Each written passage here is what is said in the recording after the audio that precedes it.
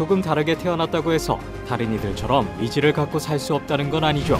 어떤 이들은 태생적 어려움을 극복하고 온전한 삶을 살며 그건 믿기 힘들 정도로 놀라워요.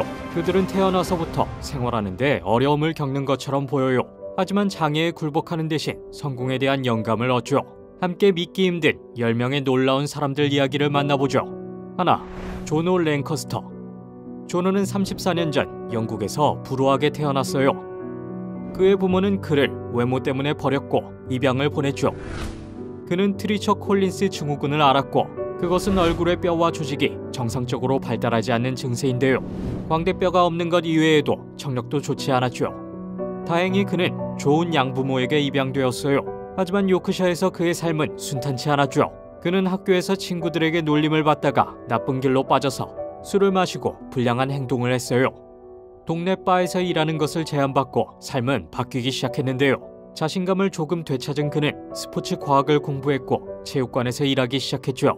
그는 연인도 만났고 지금은 교사이자 팀 리더 그리고 프로모터로 일하는 것을 즐기고 있어요. 또한 트리처 콜린스 증후군에 대해 경각심을 일깨워주는 러브미, 러브마이페이스 재단을 설립했죠. 장애에도 불구하고 그의 긍정적인 자세는 많은 이들에게 영감을 줬어요. 둘, 마단 랄. 마단은 인도 북부의 하리야나 주에서 일하는데요. 20년 이상 마을 사람들을 위해 양복과 드레스를 재단했어요. 그와 다른 재단사들 사이에는 한 가지 큰 차이점이 있는데 그것은 마단이 팔 없이 태어났다는 거예요. 교사들은 그를 학교에 오지 못하게 했고 정부의 지원도 없었지만 그는 스스로 장사를 배우기로 결심했죠. 재단사가 되고 싶다고 했을 때 사람들은 비웃었어요. 그는 자신을 가르쳐줄 재단사를 찾고자 수소문했고 결국 한 명을 찾았죠. 마다는 빠르게 배웠고 의심은 곧 사라졌어요. 그가 고향에 돌아와서 가게를 차렸을 때 사람들은 회의적이었어요. 하지만 이제 마을 사람들은 기꺼이 그에게 의지하죠. 치수를 재는 일에서부터 바느질에 이르기까지 그는 발로 모든 것을 해내요. 흡연과 면도까지도 말이죠. 악조건에서 시작한 인생이었지만 마다는 훌륭히 극복했고 그의 삶을 향한 태도는 사람들에게 경외감을 불러일으켜요. 셋, 콜튼 서던. 8살 때 콜튼은 미소를 짓게 해주는 수술을 받았어요. 그는 말 그대로 미소를 지을 수 없었기 때문인데요. 이는 아주 특이한 사례예요. 바로 메비우스 증후군 때문인데 이는 얼굴의 근육을 약화시키고 마비시키는 증상이죠. 이 증후군을 가진 사람들의 내면은 다른 이들과 똑같지만 얼굴에 움직임이 없어서 감정 표현에 큰 문제가 있죠. 얼굴로 감정을 드러낼 수 없었기에 콜튼은 가족들의 걱정거리였어요. 가족들은 그의 감정을 알기 어려웠죠. 콜튼은 형제들처럼 미소 짓고 싶어서 얼굴 재활 수술을 받기로 결심했어요. 노스캐롤라이나의 듀크 아동병원의 의사들은 콜튼의 허벅지에서 불필요한 근육을 떼어내 얼굴에 이식했어요. 그는 다른 쪽 얼굴에도 시술을 해야 해서 1년을 기다려야 했지만 드디어 미소를 지을 수 있게 되었어요. 콜튼은 겨우 몇 주밖에 지나지 않았음에도 얼굴 표현을 잘 해냈고 빠른 회복 속도로 의사들에게 깊은 인상을 주었죠. 수술을 견뎌낸 그의 용기는 가족들은 물론 전 세계로부터 칭찬을 받았어요. 넷, 도나토 지아노토. 중년의 뉴요커 도나토는 수년 전 저녁을 먹다가 취한 것 같은 증세를 보였어요. 술을 마시지 않았는데도요. 의사들은 그를 검사하다가 놀라운 사실을 발견했는데요. 그는 술을 전혀 마시지 않았음에도 체내에서 술을 만들어내고 있었죠. 빵과 같은 탄수화물을 먹으면 위장 속의 과도한 효모가 에탄올로 변환되었어요.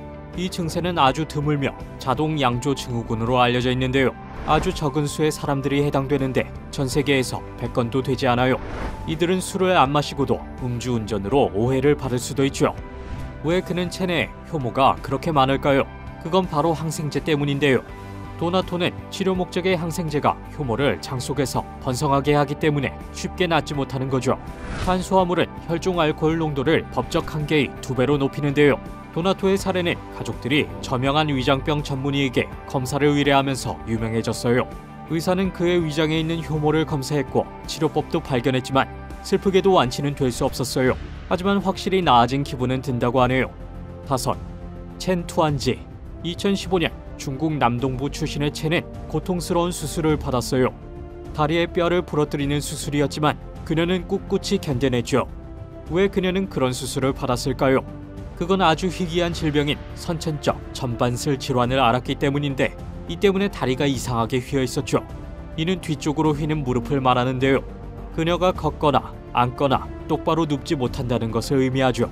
가족들은 수술비를 낼 형편이 안 돼서 그녀는 손으로 몸을 일으켜야 했고 그녀는 기어다니는 아이로 불렸어요. 하지만 언론에 그녀의 이야기가 실리자 자선단체들을 통해 충분한 치료비가 모이게 되었죠. 당시 20대 중반이었던 채는 대만으로 가서 10개월 동안 7번의 수술을 받았어요. 마침내 그녀는 꿈꾸던 일들을 할 수 있게 되었으며 수술 전보다 키가 30cm나 더 커졌어요. 이 놀라운 승리는 삶에 대한 그녀의 긍정적인 자세와 더불어 사람들에게 큰 영감을 주었어요. 6. 리지 발라스케즈. 리즈는 희귀병 때문에 몸이 말랐는데요. 그냥 마른 게 아니라 체지방이 0%예요. 체중은 29kg에 불과하죠. 이는 마르파노이드, 프로지로이드 지질 영양 이상증 때문인데요. 이 증후군에는 다양한 증상이 있지만 보통 체지방 부족에 시달리곤 해요. 리즈는 큰 어려움을 겪었지만 그런 장애를 이겨내고 목표를 달성하기 위해 노력하기로 결심했죠. 그녀는 자신의 이야기를 많은 대중에게 알리고 다른 이들에게 영감을 주고자 했어요. 곧 미국의 대중들은 리즈에게 감동을 받았고 리즈는 유명한 동기부여 연설가이자 3권의 책을 쓴 저자가 되었죠. 2015년에는 그녀에 대한 다큐도 제작되었어요. 그녀가 이룬 업적들을 고려할 때 그녀는 반드시 인정받아야 하죠. 나이도 아직 30일 뿐이에요.